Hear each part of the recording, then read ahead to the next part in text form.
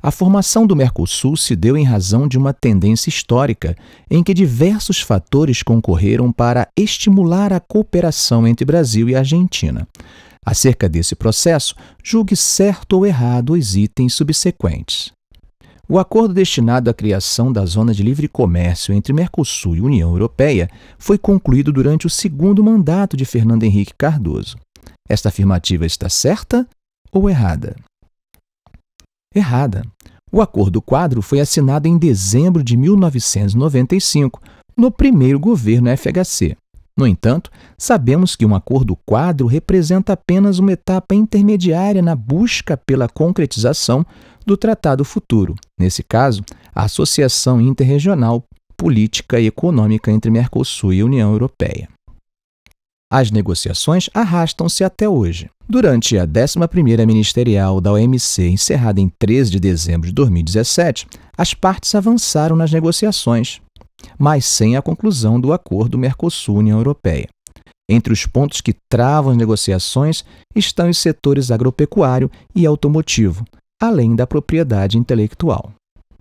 Considerando a história europeia do período entre guerras, julgue certo ou errado o item a seguir.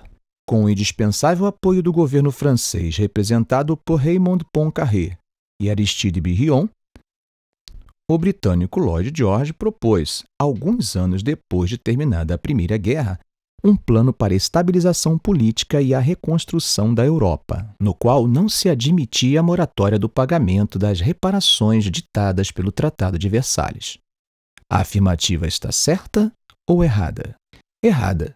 A intransigência franco-britânica que culminou na ocupação do Ruhr foi uma espécie de turning point na perspectiva desses países acerca da cobrança das indenizações acordadas em Versalhes. Segue-se uma série de planos de recuperação como Davis, Young e Lausanne, progressivamente reconhecendo a impossibilidade de pagamento alemão de todo o montante indenizatório. Questão 3. Leia atentamente o texto. Com a queda do Estado Novo, grupos organizados passaram a defender projetos de sociedade, de economia, de organização social e de cultura. Retomar a tradição liberal interrompida com a Revolução de 1930 ou dar continuidade às políticas públicas intervencionistas era a discussão que passou a dominar os debates. Nacionalismo, industrialização com base em bens de capital, proposta de fortalecimento de um capitalismo nacional, criação de empresas estatais em setores estratégicos e valorização do capital humano com redes de proteção social permitiam que, na década de 1950, os próprios comunistas aderissem às propostas dos trabalhistas. Outro projeto seduziu as elites empresariais, políticas e militares, além das classes médias conservadoras. Esse projeto liberal-conservador tinha na UDN seu principal instrumento político e caracterizava-se, entre outros aspectos, pelo antigetulismo, o moralismo e o anticomunismo.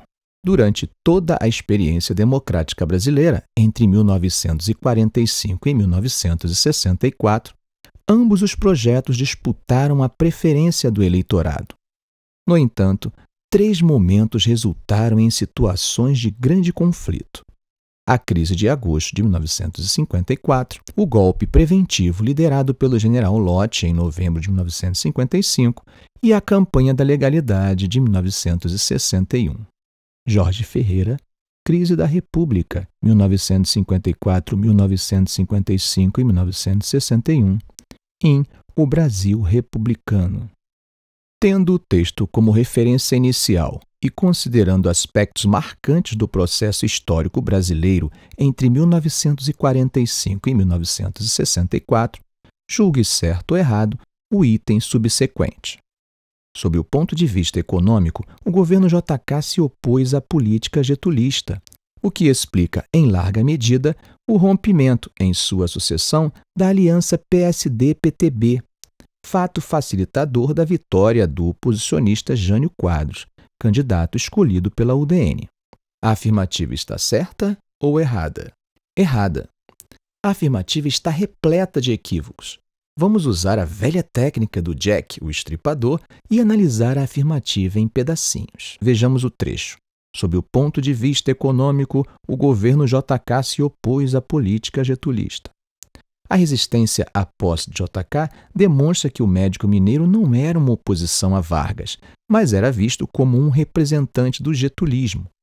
No poder, o presidente Bossa Nova apresentou relativa inovação ao promover o desenvolvimento associado, mas isso não pode ser considerado uma ruptura ou oposição política de Vargas. No máximo, um adornamento. Analisando outro trecho. O que explica em larga medida o rompimento em sua sucessão da aliança PSD-PTB? Não houve rompimento da aliança PSD-PTB. A chapa lançou o nome de Henrique Teixeira Lott. A derrota da chapa pode ser compreendida por diversos motivos, entre os quais a inabilidade política de Lott, cuja sinceridade notória em comícios e entrevistas não lhe renderam os votos necessários. A crise econômica e política em que o país estava mergulhado era acentuada pela imprensa, que reverberava a ferrenha oposição de Lacerda e da UDN. As denúncias de corrupção enfraqueciam a coligação, gerando um vazio político. A parte final do item diz: fato facilitador da vitória do oposicionista Jânio Quadros, candidato escolhido pela UDN. Nessa parte do item, há uma certa imprecisão que pode gerar insegurança. O texto afirma que a UDN escolheu o candidato para concorrer ou escolheu o candidato para apoiar. Se escolheu para apoiar, essa parte estaria certa, mas se escolheu para concorrer, estaria errada.